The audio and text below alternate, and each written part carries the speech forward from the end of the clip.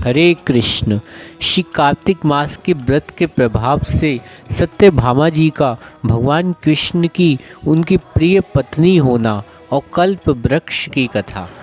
सूत जी कहने लगे, भगवान श्री कृष्ण की आज्ञा ले नारद जी के चले जाने के बाद सत्यभामा प्रसन्न होकर श्री कृष्ण से बोली, हे नाथ, मैं कृतार्थ भई, मेरा जीवन सफल हो गया।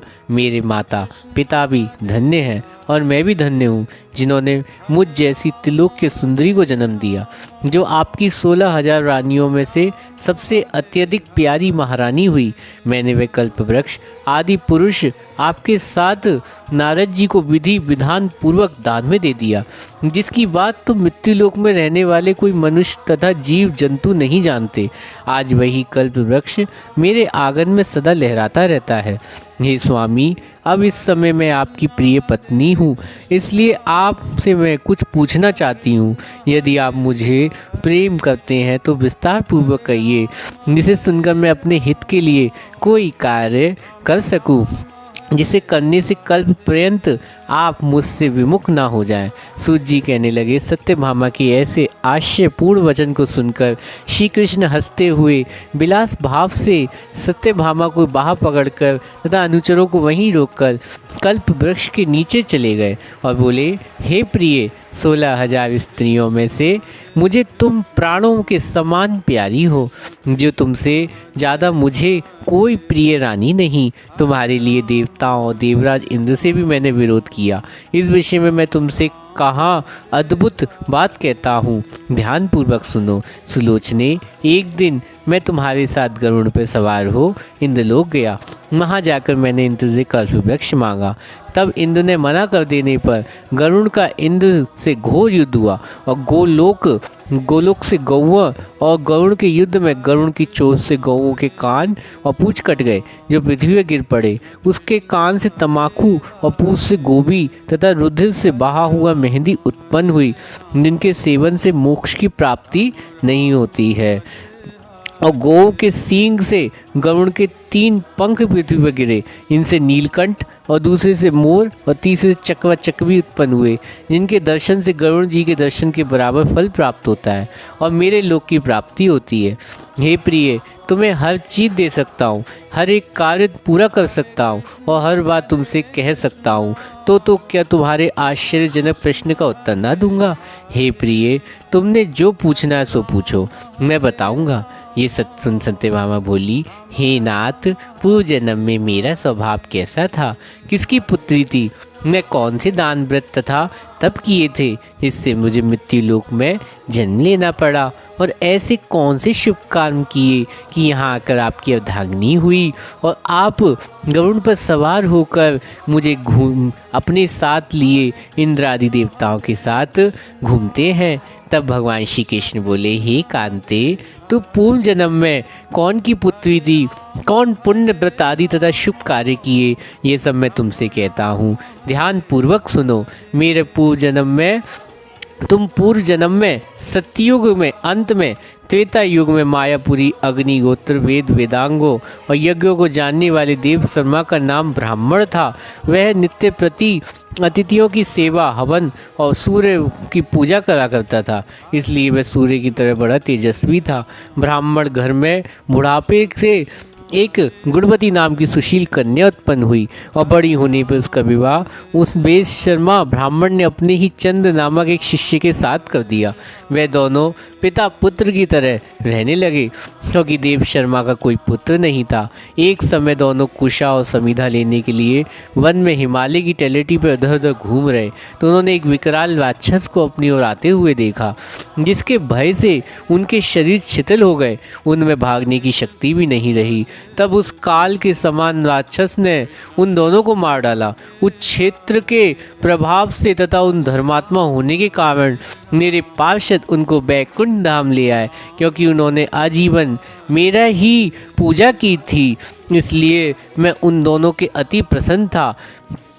और जैसे वर्षा का जल समुद्र को प्राप्त होता है, ऐसे ही एक होता हुआ भी मैं काल और कर्म भेद में 5 रूपों में विभक्त होता हूँ। जैसे एक देवदत्त पिता, भ्राता, चाचा, भतीजा आदि कई नामों से बोला जाता है, परंतु देवदत्त वास्तव में एक ही है। वह दोनों विमान पर चढ़े और सूर्य के समान तेजस्वी रूपवान चंदन और माला धारण किए बैकुंठ में आए और मेरे पास दिव्य लोक में रहने लगे। श्री कृष्ण जी भगवान बोले, जब गुणवती राक्षस द्वारा अपने पिता और पति का मरण सुना तो बेनन दुखित हुई और रुदन करते हुए विलाप करने लगी। हे स्वामी, हे पिता, आप मुझे छोड़कर कहाँ चले गए? मैं आपके बिना क्या करूं? अब मेरे भोजन वस्त्र कौन करेगा? प्रबंध कौन करेगा? मेरा पालन पोषण कौन करेगा? मेरे पास तो कुछ भी नहीं, कामकाज करने में चतुर भी नहीं। तुम्हारे बिना मैं असहाय अकेली रह गई हूँ। अब मैं किसकी शरण लूँ? मैं विधवा हो गई, विधाता मेरे ऊपर कोप हुआ। मैं बड़ी पापनी हूँ। अब मैं कहाँ जाऊँ, कहाँ बैठूँ, कैसे जीऊँ? श्री कृष्ण जी बोले, कुकरी के समान विलाप करती हुई हवा में हिलते हुए केले के पत्ते की तरह वह कांपती हुई गुणवती पृथ्वी पर गिर पड़ी और बहुत देर बाद होश में आई। तदुपरांत विलाप करने लगी और शोक रूपी समुद्र में डूब गई। पश्चात उस गुणवती ने घर में सब वस्तुएं बेचकर अपने पिता और पति के परलौकिक कर्म किए। उसी मायापुर नगरी में भगवान विष्णु की भक्ति में तत्पर होकर वह इंद्रियों को वश में करके शुद्ध मन से शांति पूर्वक रहने लगी और आजीवन एक एकादशी और कार्तिक मास में व्रत आदि का यथावत पालन करती रही। हे प्रिय, ये दोनों व्रत मुझे अनंत प्यारे, जिसे करने से भोग और मोक्ष की प्राप्ति होती, पुण्य होता है, पुत्र संपत्ति देने वाला।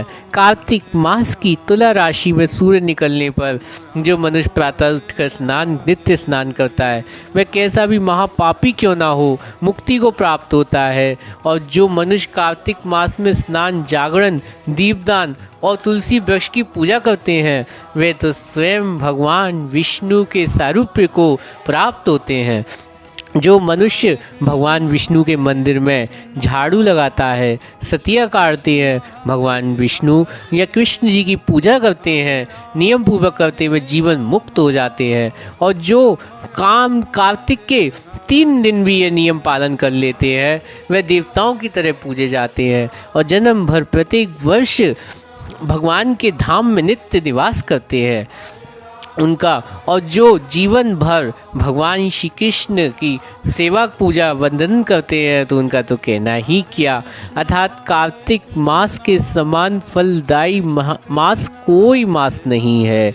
इस मारे कार्तिक मास को पूरी तरीके से हमको उसका सदुपयोग करना चाहिए। इसमें सत्कर्म से ऊपर भक्ति करनी चाहिए। ये भक्ति को देने वाला भी है, जो सबसे दुर्लभ है इस जगत में। एक समय वह वृद्ध अवस्था के कारण रोग से दुर्बल हो गई और ज्वर से पीड़ित होने पर धीरे धीरे चलकर गंगा स्नान को गई। जो ही पानी में उतरी जाने को हुई, सो मार थर के ठंड के मारे कांपने लगी। उस समय गुणवती ने आकाश में अपनी तरफ आता हुआ एक विमान देखा। उस विमान में शंख, चक्र, गदा, पद्म और आयुधों से लिए हुए विष्णु रूप चतुर्भुजधारी पार्षद विमान थे। यह गरुड़ की ध्वजा वाले अप्सराओं से युक्त दिव्य विमान में गुणवती को बैठाकर चवर डुराते हुए बैकुंठ ले गए। उस विमान में बैठी हुई गुणवती प्रदीप्त अग्नि के समान सुशोभित, इस प्रकार वह कार्तिक व्रत के प्रभाव से मेरे पास बैकुंठ धाम आ गई। और बहुत समय में बाद जब ब्रह्मादि देवताओं की प्रार्थना से मैं पृथ्वी लोक पे आया, तब मैं अपने गढ़ भी अपने साथ लाया। हे भामनी, वे सब गढ़ मेरे साथ और तुम्हारे पिता देव शर्मा भी इस समय उन्होंने सत्राजीत के रूप में जन्म लेकर आए तथा तुम्हारे पति चंद्र शर्मा जो पिछले जन्म में पति थे, वे अक्रूर हुए। हे शुभे, तुम वही गुणवती हो और कार्तिक स्नान के प्रभाव से मेरे लिए अत्यंत प्रिय हो। अर्थात इस कथा का मतलब है कि जो गुणवती जी जो ब्राह्मणी थी, वो सत्यभामा जी के जो दिव्य शरीर था उसमें लीन हो गई थी। पूरी सत्यभामा जी नहीं थी। जो सत्यभामा जी हैं वो नित्य नित्य भगवान की पत्नी भी हैं और भगवान की वो शक्ति हैं। लेकिन जो ब्राह्मणी थी वो सत्यभामा जी के शरीर में सम्मिलित हो गई थी, लीन हो गई थी। जब भगवान द्वापर युग में आए थे तो वो गुणवती जी सत्यभामा जी के शरीर में लीन हो गई थी। तो इस मारे भगवान उनको उसकी कथा सुना रहे हैं, उनकी ब्राह्मणी की। वो तो हमें ये अनुमान नहीं लगाना चाहिए कि वो सत्यभामा जी ही थी जो पिछले जन्म में। वो सत्यभामा जी की भगवान की नित्य पत्नी है, नित्य शक्ति है। और जो ब्राह्मणी जिन्होंने तपस्या की थी वो उनके शरीर में लीन हो चुकी थी। पूर्व जन्म के तुमने मेरे जो मंदिर के सामने तुलसी का बगीचा लगाया, उसी पुण्य के कारण वह कल्प वृक्ष तुम्हारे आंगन में है। कार्तिक मास में जो पहले तुमने दीप दान किए, उसी पुण्य के फल से तुम्हारी देह दीप्तिमान है और घर में लक्ष्मी देवी का निवास है। निज जन्म में तुमने जो संपूर्ण व्रतादि पति रूप भगवान को अर्पण किए, इसलिए तुम मेरी प्रिय पत्नी बनी। तुमने जन्म मृत्यु से तक जो कार्तिक व्रत उपवास की, उनके पुण्य के प्रभाव के कारण हमारा तुम्हारा कभी वियोग नहीं होगा। इसी प्रकार कार्तिक मास में नियम पूर्वक व्रत करने वाले लोग तुम्हारे समान ही मेरे प्यारे होंगे और सदा मेरे पास रहेंगे। अनेक प्रकार के यज्ञ, दान, तप, क्रिया और मनुष्य को जो फल मिलता है वह कार्तिक मास में व्रत करने वाले के 16वें भाग के बराबर ही फलदायक नहीं। सूत जी बोले, सत्यभामा जी अपने पूर्व जन्म का सब हाल जानकर बहुत प्रसन्न हुई और माधव श्री कृष्ण को नमस्कार करके बोली कि सत्यभामा जी बोली, हे भगवान, आप तीनों कालों में जानने वाले, आप काल के भी स्वरूप हो। आप सब काल समय समान, फिर भी आप कार्तिक मास को ही इतना श्रेष्ठ क्यों मानते हैं? हे देवी, इस प्रकार की तिथियों में एकादशी तिथि और सब महीनों में कार्तिक महीना ही आपको क्यों प्रिय है? इसको बताइए, इसका कारण बताइए। भगवान श्री कृष्ण बोले, हे कांते, तुमने बड़ा ही अच्छा प्रश्न किया है। इस विषय में एकाचित होकर सुनो। राजा वेणु के पुत्र पृथु और महिषी नारद का पूरा संवाद सुनो, जिसे पहले महाराज पृथु ने नारद से पूछा। तब नारद जी ने कार्तिक मास की महिमा बताई। नारद जी बोले, पहले समय में सागर का पुत्र शंखासुर नामक राक्षस त्रिलोकी को मत डालने वाला महापराक्रमी पैदा हुआ। उसने अपने पराक्रम से संपूर्ण देवताओं को जीतकर स्वर्ग से निकाल दिया और इंद्र आदि लोकपालों का अधिकार अपने हाथ में कर लिया। सब देवता शंखासुर के भय के मारे अपने अपने स्त्री पुत्र आदि को साथ ले बहुत वर्ष पर्यंत मेरु पर्वत की गुफाओं में रहे। तब शंखासुर ने विचार किया कि मैंने देवताओं को जीत लिया, परंतु वे तो अभी भी बलवान मालूम होते हैं। हाँ, अब मैंने जान लिया कि वे सब वेद मंत्रों से युक्त हैं, इसी से वे बलवान, अतः उनके वेद मंत्रों का हरण कर लिया जाए तो वे सब स्वयं ही बलहीन हो जाएंगे। ऐसा सोचकर शंखासुर सत्यलोक में गया, जहाँ उस भगवान उस समय सोए हुए थे। उसके मन में चोरी की इच्छा हुई, इस कारण वह वेदों को चुराने लगा। तब बीजों सहित वेद मंत्र भी उसके भय के कारण धर पानी में छिपने लगे। तब शंखासुर ने खोजता हुआ समुद्र अंदर विचरने लगा, परंतु उसे वेद मंत्र इकट्ठे नहीं हुए। उधर ब्रह्मा जी सब पूजन सामग्री ले सब देवताओं के साथ वैकुंठ लोक में भगवान विष्णु की शरण में गए। माँ भगवान को जगाने के लिए निमित्त ब्रह्मा जी ने मधुर वाणी में गाने बजाने लगे, गंध, धूप, दीप आदि बार बार पूजन करने लगे। उनकी पूजा से संतुष्ट होकर भगवान के नेत्र खोले, तब देवता सह सूर्य समान क्रांति वाले भगवान विष्णु दर्शन किए। पश्चात देवताओं ने षोडशचाल पूजा की, फिर साष्टांग दंडवत प्रणाम कर पृथ्वी पर गिर पड़े। तब सब प्रसन्न होकर भगवान ने उनसे कहने लगे, देवगणों, मैं तुम्हारे पूजन, भजन, कीर्तन आदि कार्यों से बहुत प्रसन्न हूँ। आप लोगों की मनोकामना को मैं पूर्ण करूँगा, यही वर देता हूँ।